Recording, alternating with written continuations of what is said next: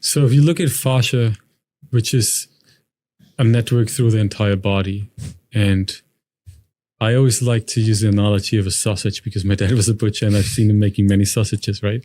So if you look at a sausage and the fascia is a casing, so it runs everywhere in the body, that's your casing. So over time, there's many factors to that. Lack of movement, dehydration, toxicity, too much stress. That casing, the fascia gets tighter and tighter. So essentially it becomes your own, like it becomes a meat suit in a sense. So the suit is really tight. So the body becomes a prison for yourself, for your soul. So my belief is the longer you push that away, the longer you disconnect from your body, the louder your soul eventually screams. And you might not be able to hear because you live in your ego.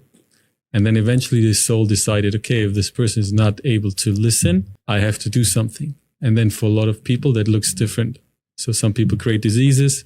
Some people have chronic back pain, chronic pain in the bodies, and all those things. And that all stems from suppressed emotions. So the fascia, this network holds the emotion that we experience.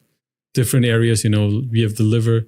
The liver holds a lot of anger and grief. So if I never address that, I might have a problem with my liver eventually.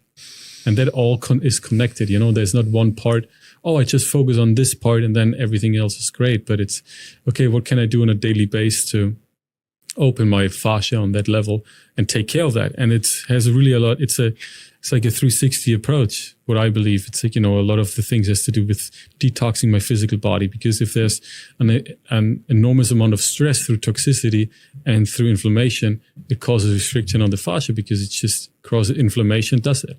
So, and then the second part is how am I moving and how am I breathing? What is my mineralization and hydration look like? What's my diet? So if you look at all of that and then you incorporate the breath as a center, all of a sudden you're like, okay, now I actually feel my body. And then one part might get better, then another thing gets worse. It always is like, it's a little bit of a roller coaster. It's like, what I say, it's like you're peeling an onion and one of the layers might be a little bit moldy, not so pretty.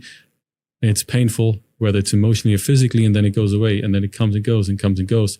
And then eventually, if you keep at it, it's not going to take you 3 decades to get out of pain or out of toxicity. If you're 35 years old, something like this. If you never took care of yourself for 3 decades, it's going to take you a few weeks or a few months, maybe a year or two, but all of a sudden you feel different.